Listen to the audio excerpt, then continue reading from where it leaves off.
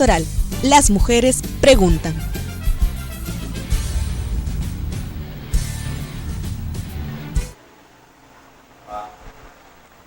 Muy buenas noches a todas las personas que nos ven a través de Destape TV. Nos encontramos en una edición más de Las Mujeres Preguntan, programa que busca informar a la ciudadanía lambayecana acerca de quiénes los van a representar en los próximos 5 años. Esto quiere decir sobre los candidatos al Congreso.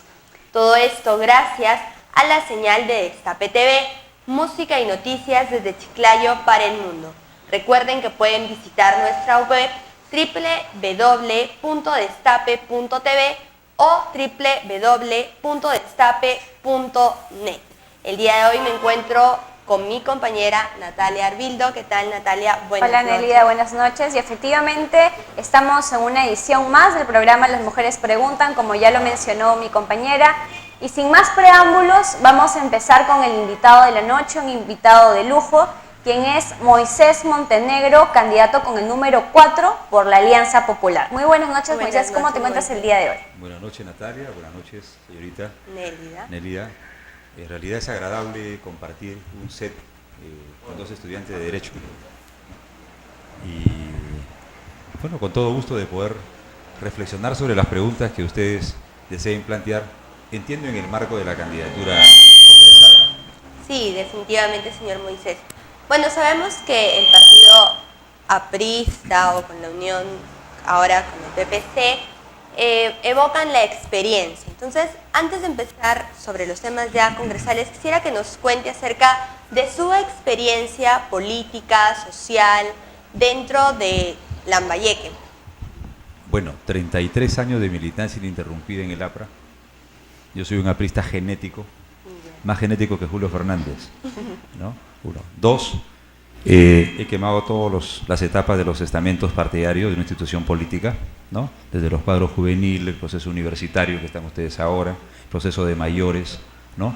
Agrupaciones profesionales, y los últimos 5 años dedicado exclusivamente a los encargos de construir los instrumentos de gestión de gobierno, en el marco también de, yo estoy respaldado por una maestría de gobernabilidad democrática, ¿no? Entonces he quemado un proceso importante en la institución política, pero paralelamente también hay un trabajo en la sociedad, ¿no? Claro. Yo siempre he sido un hombre de servicio, Cruz Roja Peruana, Club de Leones, ¿no? Liga de voleibol, Liga de fútbol, miembro del Club Juan Abreu de Chiclayo, en la época cuando estuvo abajo, el asunto es de abajo hacia arriba, porque en la época fácil todo el mundo puede sentarse, ¿no? Siempre en el mundo académico con los jóvenes, ¿no? Es decir, mi vida siempre ha sido de servicio, no es una novedad. Nos ha comentado un poco acerca de su trayectoria política, que es bastante vasta, pero quisiéramos saber también acerca de su trayectoria académica. Usted también es docente universitario. Coméntele a la ciudadanía lambayecana ese aspecto de su vida. Bueno, te agradezco, Natalia, porque me permite decir lo siguiente. También en ese escenario académico, cuando yo les comento a mis amigos o a las personas con las que se produce una conversación en un círculo social, ¿no? Yo he hecho trabajo, he sido, por ejemplo, profesor de aula polidocente en primaria, ¿no? Profesor en la secundaria, ¿no? He sido profesor a nivel de instituto tecnológico, correcto, instituto pedagógico, ¿no? Pregrado a nivel universitario, posgrado, ¿no? Entonces he tenido el costo de oportunidad de quemar todas las etapas, preparación pre a nivel universitario, es decir, he visto todo el proceso y tengo una visión clara de ese tema, lo que me ha permitido desarrollarme académicamente, que es obviamente la actividad a la que yo realmente me desarrollo y desde la cual yo aporto una formación de cuadros para la sociedad. Es decir, como educador, como pedagogo, tiene un panorama bastante claro del tema educativo también en el Perú. Totalmente completo, sí. Y cuéntenos, ¿cómo fue la elección interna dentro del partido para que usted vaya con su candidatura y con el número 4 específicamente? A ver, hay que hacer una precisión, y creo que ustedes como estudiantes de Derecho lo conocen mejor. La ley electoral para estos aspectos le da a los partidos políticos o instituciones diferentes formas para seleccionar a sus candidatos, ¿no? El APRA decidió en esta oportunidad utilizar el mecanismo de elección de delegados para ir a una convención electoral. Así que yo soy producto de una convención electoral que fue producto previo de elección de delegados a esta escena. De militantes apristas, ¿no? Entonces, ese es producto de mi elección.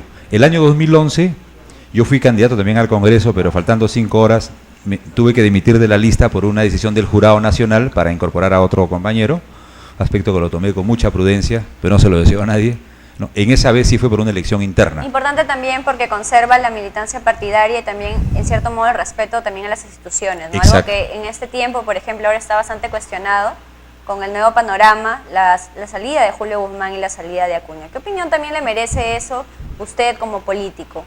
Bueno, yo creo que la Constitución y las leyes es para respetarlas en un país. Y permíteme hacer la siguiente reflexión.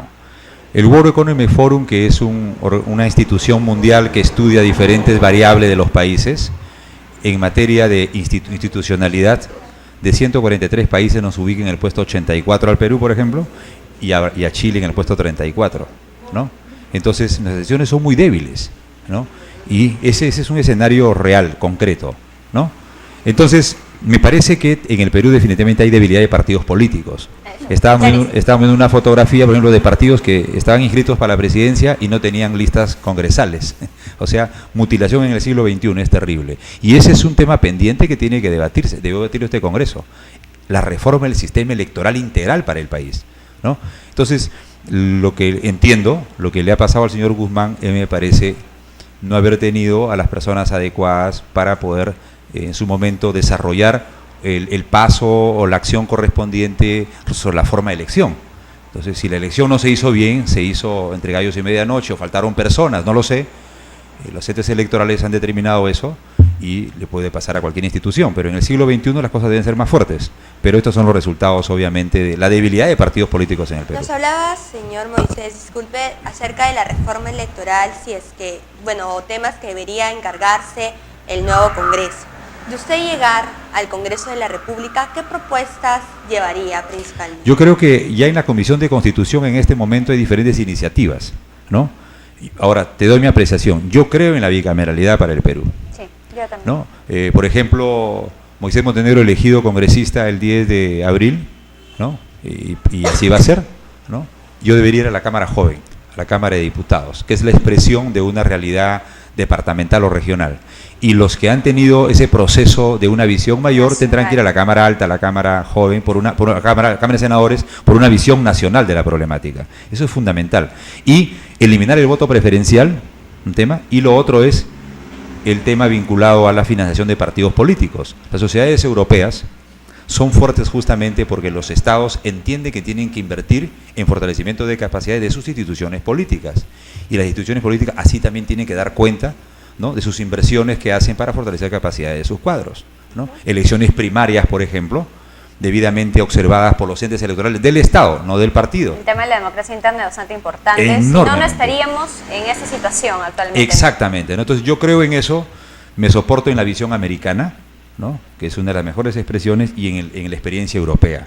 Entonces yo creo que en el siglo XXI el Perú tiene que ir a una reforma integral del sistema electoral, si no vamos a tener estos problemas. Mira, a mí me ha costado muchísimo estar en la lista parlamentaria, yo he bregado mucho, ¿no?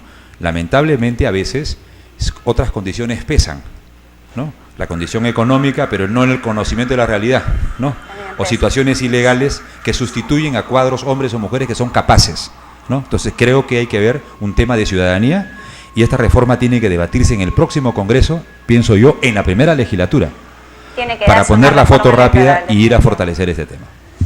¿Qué otra propuesta tiene usted de llegar al Congreso, aparte del tema de la reforma electoral? La segunda propuesta está vinculada a los jóvenes. Mira, Natalia, mira. Hoy en la tendencia de los moles comerciales hay sistemas laborales de part-time, medio tiempo, contratan a jóvenes 4 horas, trabajan 6 sin beneficios sociales, los contratan 8, trabajan 10 sin beneficios sociales. Creo que tenemos que levantar una voz importante. El privado tiene derecho a la renta, pero en el Perú estamos en una economía social de mercado, ¿no? Entonces no es que se balancee a lo del mercado, pero hay que poner la condición social. Entonces el joven hombre o mujer tiene que ser respetado en su condición ciudadana y en su primera oportunidad para ingresar a la fuerza laboral. Estamos trabajando con 2 exalumnos míos, hoy son economistas que han venido del Banco Central de Reserva, una iniciativa legislativa que va a animar el debate en el momento para la ley del trabajo juvenil en el Perú, ¿cierto? Que no sea como la ley Pulpín. Fundamentalmente, ¿no? Entonces, estamos levantando información y en la que, por ejemplo, el empresario privado tiene que entender, por más que sea su primera oportunidad, mirar como ciudadano al joven, hombre o mujer, y tiene que invertir en fortalecer su capacidad. Su primer certificado en su hoja de vida laboral, que es muy importante para poder ingresar al proceso. Perfecto. Y también abocándonos un poco al tema ya a nivel nacional, con respecto a Alan García, recientemente han salido las encuestas, y pues hemos escuchado también de su candidato que las encuestas no le quitan el sueño, ¿no? Y en esta oportunidad queríamos saber su apreciación, porque hay algunas encuestadoras, tengo entendido, 2 específicamente, que ubican a Alan García en el segundo lugar, y pues las más conocidas, que serían GFK y Datum, que le dan un puesto muy bajo, aproximadamente en el 5º lugar. ¿Qué opinión le merece eso? ¿Usted cree realmente que Alan García esté en 5º lugar o en el 6º lugar? ¿O cuál sería su apreciación? A ver, yo voy a hacer un análisis serio, porque ustedes son estudiantes de Derecho. Yo tengo mi propia apreciación y esta la mantengo. Las encuestadoras son empresas privadas. Y las empresas privadas que se dedican a las encuestas, tan igual como en las actividades culturales, esperan su momento para aprovechar, desarrollar sus actividades de renta. Por ejemplo, cada vez que hay Navidad, en el Perú, por cultura, sube el panetón, el precio del panetón, sube el precio del vino, el precio del pavo. No. Igual, cada 5 años hay elecciones presidenciales. Entonces, en este momento las encuestadoras están haciendo su propio mecanismo de mercado. Hay derecho, son privados, ¿no? Hay 3 tipos de encuestas nacionales. La encuesta nacional urbana, esa es una, tiene un costo. La empresa urbana y urbano marginal a la vez, o sea, la periurbana. Y la tercera, la más profunda, es urbana, periurbana y rural. Hay que desplazar gente en todo el país, hay que levantar información, hay que hacer trabajo de gabinete y hay que cumplir con la información. Eso no es gratis, eso tiene un costo. Eso es fundamental, ¿no? Pero llega un momento en el que hay que sincerar los resultados, ¿no? Entonces, las tecnologías de la información y las grandes tendencias comunicacionales en el Perú nos botan esta fotografía del momento. Pero hay un estudio de un brasilero sobre las 3 últimas elecciones presidenciales en el Perú, ¿no? Algunas connotaciones. Conclusión 1. 30 días antes de las elecciones en el Perú, el 20% del electorado ya decidió su voto. Y no le importa lo que pase mañana o pasado. Simplemente ya lo decidió, su vida continúa. El voto duro. Así es. 15 días antes, un 10% estaría ya buscando una toma de decisión, ¿no? Pero el día de la elección, el mismo día, en este caso en la cola, el 22% toma su decisión de la elección. Así es que la elección presidencial es una carrera de resistencia, ¿no? Donde los esfuerzos van en la parte final, ¿no? Mira lo que ha pasado con Alianza para el Progreso, ¿no? Correcto. Entonces, eso hay que leerlo con mucha serenidad, y nosotros, por un tema histórico, sabemos que hemos estado enfrentados siempre a las encuestadoras, ¿no? Las analizamos, se analizan al más alto nivel, ¿no? En el famoso War Room, el cuarto de guerra, es normal. Pero seguimos trabajando, seguimos afianzando la campaña y cada uno dinamiza su proceso, ¿no? Y se harán los correctivos a los que tenemos derecho, porque los partidos o alianzas hacen sus propias estrategias. Muy bien, señor Moisés. Usted nos ha comentado pues que es aprista de corazón, y una de las cosas que yo admiro del APRA es su institucionalidad, su historia, un partido pues que ha venido forjándose no desde ayer ni hace unos años, sino con toda una historia detrás. Sin embargo, también le acompañan algunos temas de corrupción, quizás lo que se le llama los mismos cuadros, como es el señor Alan García o el mismo señor Velázquez aquí en Lambayeque. ¿Qué opinión le merece? No a las cosas buenas del APRA, como podríamos mencionar, sino a aquellas cosas pues en la que la gente quizás duda del APRA, tiene un antivoto del APRA, vinculan rápidamente el aprismo con la corrupción. Bueno, no hay que olvidar en la historia del Perú, hay un peruano, no sé si es Quirós o Alfonso Quirós, que ha escrito una obra que se llama La historia de la corrupción en el Perú, que data de 1744. Entonces es un problema, es una anomia social en el país, ¿no? En el caso nuestro, históricamente nosotros hemos tenido siempre el antiaprismo al frente, con Aya de la Torre, ¿no? El 50% del país al frente y el 50% amaba a Aya de la Torre. Con García, en otro escenario, pasa lo mismo. Ahora, las instituciones que hacen control político han generado sus resultados, ¿correcto? El presidente García ha hecho sus propias reflexiones y sus propias disculpas del caso, ¿no? Pero si hay un evento tangible, es porque los medios de comunicación han generado su propio espacio. Entonces, en el caso del congresista Velázquez, yo prefiero que él responda por sus actos. Los temas son individuales, La institución es la que hay que poner a salvaguarda, ¿no? Entonces, yo creo que eso es fundamental. Por eso, entonces, en cada institución política, ¿no?, hay que saber separar el trigo de la paja, ¿no? Entonces, yo en lo particular soy de los que creo que a la corrupción hay que combatirla con todas las fuerzas de la ley y con todos los esfuerzos del razonamiento humano, ¿no? Yo mismo he desarrollado en mi vida muchos procesos de enfrentamiento a actos de corrupción. Desde que fui regidor por primera vez en Pimentel 8789, fui un regidor de oposición, pero con fundamentos, ¿no? Y en toda mi vida. Hace poco estuve también al frente en el tema de la Universidad Nacional, mi casa emblemática, destituido 5 meses sin goce de haber. Yo estaba convencido de mi lucha y seguiré siempre en ese tema, ¿no? Y por eso postulo al Congreso, porque quiero alejarme de lo que significa manejo de recursos económicos. Ser alcalde es estar en el Ejecutivo. Ser presidente regional es estar en el Ejecutivo. El parlamentario no tiene iniciativa de gasto.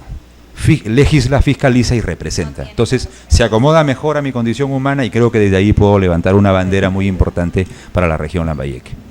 Queríamos preguntarle también de un tema bastante importante. Nosotros como lambayecanos, los ciudadanos de a pie, no se sienten representados actualmente con los actuales congresistas, porque por ejemplo, en el periodo de Beto Torres, para muestra un botón, no hubo ningún congresista lambayecano que se pronunció y que hizo frente ante este hecho que fue bastante desafortunado. Entonces, existe un sinsabor dentro de los lambayecanos, considerando también que existe un congresista del APRA dentro de esta representación congresal. ¿Qué usted piensa acerca de la realidad con los congresistas que nosotros tenemos? ¿Realmente nos representan? ¿Usted como ciudadano se ha sentido representado? Me parece una pregunta pertinente. Yo mismo en mi propio Facebook, como ciudadano y como candidato, sin individualizar personas, ¿correcto?, yo he dicho que el caso emblemático de corrupción de gestión pública de la región Lambayeque, que es el caso Torres, ¿correcto?, me hubiera gustado ver a la fórmula parlamentaria actual, hasta el 28 de julio, ¿cierto?, enfrentar unidos un caso de corrupción de gestión pública emblemático, que ubicó a la región Lambayeque en un contexto nacional e internacional. O sea, este no es cualquier tema. Y por lo tanto, frente a eso yo no puedo callar, ¿no? Respeto las individualidades, no las he tocado por un tema de respeto, pero como ciudadano creo que en ese escenario no me he visto representado. Ahora como candidato en una situación bastante distinta, no dejo de expresar mi apreciación. ¿Por qué? Porque voy a fiscalizar, ¿cierto? En el mismo caso de la Universidad Nacional, la única emblemática de la región Lambayeque, hay personas, ¿no?, de la actual fórmula parlamentaria que han sido formadas en esas aulas, o personas que han tenido responsabilidades dirigenciales en la institucionalidad de la universidad en su proceso histórico, ¿no? Entonces, también de igual forma. En otros casos, a nivel, por ejemplo, de obras emblemáticas en la región Lambayeque, ¿no?, la avenida Chiclayo, por ejemplo, no los hemos visto sentados para enfrentar ese tema, porque las obras de infraestructura pertenecen a todos, es el impuesto de todos los ciudadanos, o el paseo de Ortuque, por ejemplo, cuestionado todavía, ¿no? O sea, obras importantísimas, ¿no? Entonces, cada quien ha hecho un trabajo por su lado. En el marco de la renovación tenemos que buscar una cohesión. La región Lambayeque, su representación es de fórmula parlamentaria o fórmula congresal. Eso está definido, está demostrado en otras sociedades que las fórmulas trabajan de mejor manera, sin dejar sus individualidades ideológicas, porque nos elige el electorado de una región, ¿no? En este caso, hablando en términos actuales. Señor Moisés, quisiera que nos cuente cómo va su campaña de a pie, el día a día. ¿Cómo es que usted está llegando a la población lambayecana, teniendo en cuenta que, bueno, el APRA de por sí es un partido que se conoce, pero quizás los cuadros como el número 1, el número 2 son más conocidos por los lambayecanos? ¿Cómo es que usted está llegando o tratando de llegar a la población? Bueno, como pertenezco a un partido, entonces estamos trabajando en el frente interno, ¿no?, fortaleciendo el sentimiento del militante aprista que quiere cambio, ¿no? Ese es un escenario. El segundo escenario es el que tiene que ver con medios serios como el de ustedes ahora, que yo les agradezco enormemente, porque a través de un medio de comunicación yo expreso mis ideas. Esta es la segunda vez que vengo al programa, ¿no? Tercero, hoy la sociedad del siglo XXI nos ha regalado una herramienta que se llama las redes sociales, y justamente la semana pasada que estuve en un evento internacional en Lima, en su primera etapa que lo organizó el Instituto Nacional Demócrata con el Jurado Nacional, una preocupación era de que el grupo RPP se había reunido porque estaban preocupados porque las ventas de publicidad electoral habían caído y que su primera conclusión era había habido el efecto sustitución en economía. No hay inversión acá, pero la gente va a buscar redes sociales, que no estuvieron en la elección anterior. No. Entonces, esto es otra herramienta que estamos usando inteligentemente. Y la tercera es la de saludar a las personas, ¿no? Mañana tengo un recorrido por todo 9 de octubre, ¿no? Y estaremos caminando y recogiendo, obviamente, la información de la población y también midiendo la temperatura del momento, aparte del factor climático que nos acompaña, y, bueno, buscando las mejores formas de poder llegar a la sociedad lambayecana, ¿no? Finalmente, y ya para concluir, ¿cuál sería su mensaje final? ¿Por qué los lambayecanos deben votar en esta contienda electoral a Moisés Montenegro? ¿Por qué le deben dar su voto? En primer término, estoy preparado para las 3 funciones constitucionales del congresista. Estoy preparado para legislar. He sido durante 5 años presidente de la Comisión de Plan de Gobierno de mi partido y he recogido todo el know-how que hemos intercambiado con muchos profesionales del partido y de la sociedad civil. Está establecido, muchas de las propuestas están dentro del plan de la Alianza Popular. Segundo, cumplo con las condiciones de fiscalización. Toda mi vida he estado en esa temática. Y tercero, producto de la vida en común y del servicio, tengo la capacidad para representar a la sociedad lambayecana. Y un valor agregado, soy parte de la renovación. Me refiero, soy un nuevo rostro en la política, ya oficialmente en esta carrera. Obviamente hay experiencia en los años vividos, pero creo que hay una voz que puede levantar, bajo un contexto distinto, diferentes reclamos y nuevos reclamos para sacar a Lambayeque del país adelante, porque es bueno que se sepa, las leyes son nacionales, ¿no? Por eso creo en la Cámara de Diputados a su retorno, pero en todo caso la realidad actual es esa, pero levantaremos una voz desde Lambayeque para trabajar las iniciativas legislativas más pertinentes y que sean articuladas a las 34 políticas de Estado, ¿correcto? Y el Perú como Estado nacional está alineado a los 8 objetivos de desarrollo del milenio. Entonces, el parlamentario tiene que saber cuál es la ruta que tiene que caminar su iniciativa legislativa. Por eso no podemos disparar al aire. Tenemos que tener claro cuál es el camino. Y bueno, lo he estudiado y estoy en esa ruta. Y por eso pido a la sociedad lambayecana que, hablando con criterio, me permita la oportunidad de ser electo congresista, marcando el mapa con la estrella y escribiendo el número 4 en el primer recuadro del voto preferencial. Muchas gracias, señor Moisés, por su tiempo, por venir a visitarnos. De todas maneras, las puertas están abiertas para otra vez que quiera venir a compartir sus ideas y sus ideales. Bueno, gracias a ustedes. Nos vamos a una pausa ahora y regresamos con una interesante entrevista sobre el tema de discapacidad, un tema que en estas elecciones ha quedado ignorado, pero que sin embargo es importante tocarlo. Nos vamos a una pausa y regresamos. De tu localidad.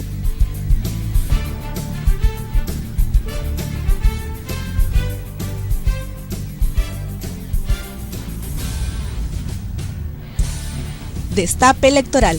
Las mujeres preguntan.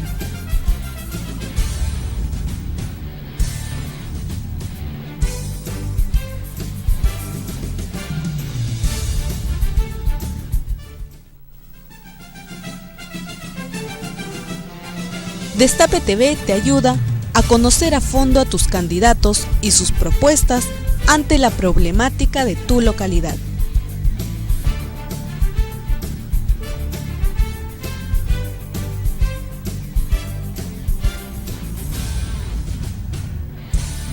Destape Electoral. Las mujeres preguntan.